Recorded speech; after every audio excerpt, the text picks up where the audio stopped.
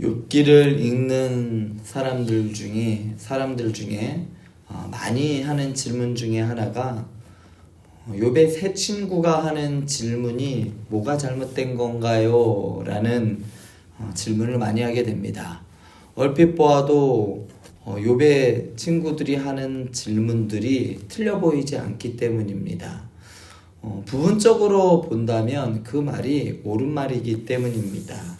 그러나 그 말이 현실을 잘 반영하고 있는가를 생각해 본다면 사람이 살아가는 데 있어서 지혜를 갖기가 얼마나 어려운지 알 수 있습니다. 그냥 지식은 알 수 있지만 그것을 지혜까지 연결할 때에는 한 사람의 모든 형편과 삶을 그것을 알아야 지혜 있는 말이 나올 수 있다는 것을 알 수가 있습니다. 먼저 오늘 말씀 2절에서 3절을 보면 너희만 참으로 백성이로구나. 너희가 죽으면 지혜도 죽겠구나. 나도 너희와 같이 생각이 있어 너희만 못하지 아니하니 그 같은 일을 누가 알지 못하겠느냐. 욥이 그의 친구들 3명에게 동시에 하고 있는 말이에요. 뭐라고 하냐면 야 너희들만 하나님의 백성이냐? 야 니네가 죽으면 지혜도 없겠다. 그렇게 잘났니? 라고 말하고 있는 것이죠. 사실 그들의 말은 특별한 것이 없는 일반적인 사람들이 가지고 있는 그러한 사고방식이었습니다. 또한 의인이 재앙을 받을 수 없다라는 당시에 종교를 가지고 있는 사람들이 가지고 있던 생각과 신념이었습니다. 그들은 모든 사람이 다 가지고 있는 그러한 진부한 지식을 마치 자신들의 특별한 지혜인 것 마냥 욥에게 훈수를 두고 있지요. 이는 세 친구들이 지금까지 한 말들에 대한 종합적인 평가라고 할 수가 있는 거예요. 지금까지 3명의 욥의 친구들이 욥에게 이야기했던 것들을 종합해서 욥이 오늘 말씀을 통해서 말합니다. 그런데 우리가 지금까지 읽어온 모든 내용들을 좀 한번 생각해 본다면 세 친구의 말은 오히려 좀 당연한 것처럼 여겨지고 적어도 터무니없는 이야기는 아닌 것처럼 느낌이 들지는 않습니다. 그러나 사람들이 대부분 알고 있는 교훈을 마치 욥을 위한 특별한 가르침인 마냥 강조했던 이 세 친구들의 태도는 교만이라고밖에 평가할 수밖에 없습니다. 자신들이 알고 있는 그 지식을 욥의 상황에 그냥 접목시켜서 이야기하고 있는 거예요. 그냥 고난을 당하니까 너는 죄가 있어. 죄가 있으니까 무조건 회개해. 라는 것이 그들의 태도이죠. 그런 태도로는 고통당하고 있는 자들에게 결국 아무런 도움이 되지 않고 오히려 그들을 더 낙심시킬 뿐입니다.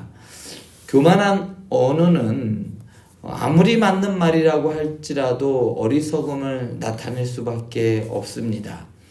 세 친구들의 말에 대해 이렇게 일갈한 후에 욥은 자기가 당한 일에 대하여 그것들의 근거에서 인간들이 맞닥뜨릴 현실을 탄식하고 있습니다.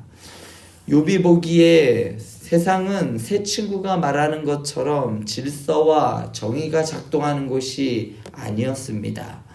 4절을 보면요. 하나님께 불러 아뢰어 들으심을 입은 내가 이웃에게 웃음거리가 되었으니 의롭고 온전한 자가 조롱거리가 되었다라고 말합니다. 누가 봐도 하나님이 봐도 의인이었던 욥이 당하는 그러한 고난은 그것으로 인해서 그런 고난으로 인해서 내가 이웃들에게 웃음거리가 되었으니 그래서 의롭고 온전한 자가 조롱거리가 되었다라고 말합니다.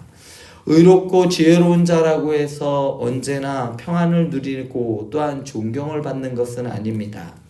사실 욥은 하나님의 말씀을 전하는 지혜자였고 의로운 자였고 온전한 자로서 그의 세 친구들보다 더 크고 더 사람들이 인정한 그리고 하나님도 인정한 그러한 존경을 받던 사람이었지만 결국 그가 받는 그 고난 때문에 재앙 때문에 조롱거리가 되고 말았습니다.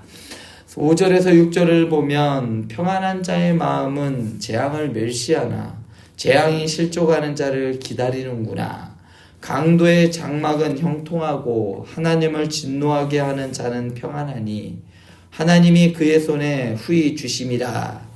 지금 평안한 사람은 자기에게 재앙이 임하지 않을 것처럼 생각하지만 언제 그런 일을 당할지 알 수 없다는 겁니다.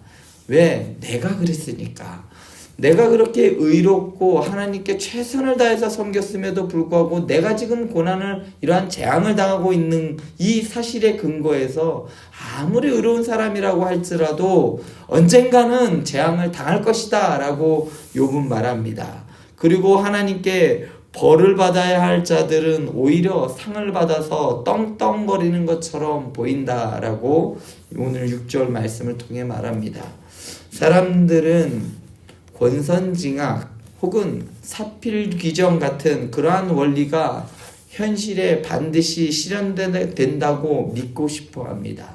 그래서 정의가, 우리가 영화들을 보든지 혹은 드라마를 봐도 정의로운 것이 마지막에 가서는 꼭 승리하는 이러한 드라마나 영화를 사람들은 좋아합니다. 그런데 실상 우리가 현실을 보면 정말 그런가요? 그렇게 해서는 세상을 살아갈 수가 없습니다. 조금은 남들보다 더 가지려면 좀 더 독해져야 하고 편법을 해야만 사람들보다 더 좋은 집에서 더 많은 것을 가지고 누리고 살아갈 수 있는 것이 지금의 우리가 살아가고 있는 세상입니다.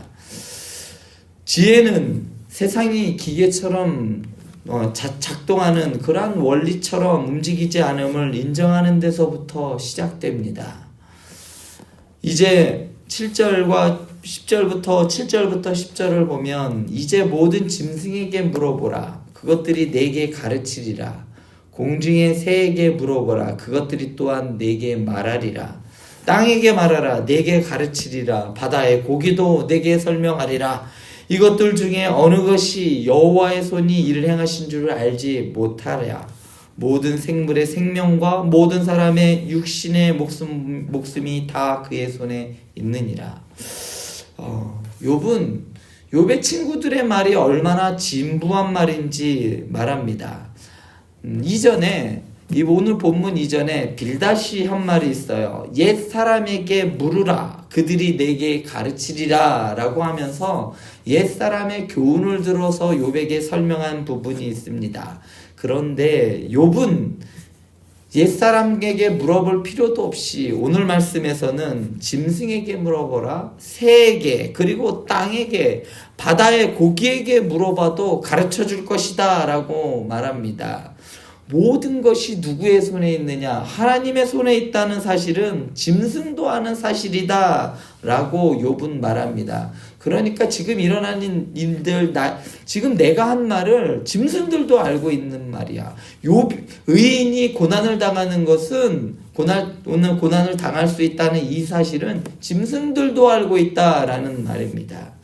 11절에서 12절을 보면 입이 음식의 맛을 구별함같이 귀가 말을 분간하지 아니하느냐. 늙은 자에게는 지혜가 있고 장수하는 자에게는 명철이 있느니라. 또 소발이 하나님의 진리가 오묘해서 사람의 능력으로 파악할 수 없다라고 앞에서 말했습니다. 그렇지만 욥은 입이 맛을 구별하고 귀가 말을 분간하는데 어찌 그것을 분간할 수 없느냐라고 11절에서 묻습니다.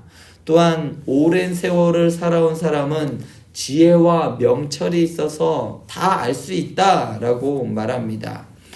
욥의 세 친구들처럼 사람은 대단한 지혜를 가진 듯하지만 인생의 본질적인 문제에 대해서는 제대로 된 답을 내지 못하고 우왕좌왕하는 것입니다.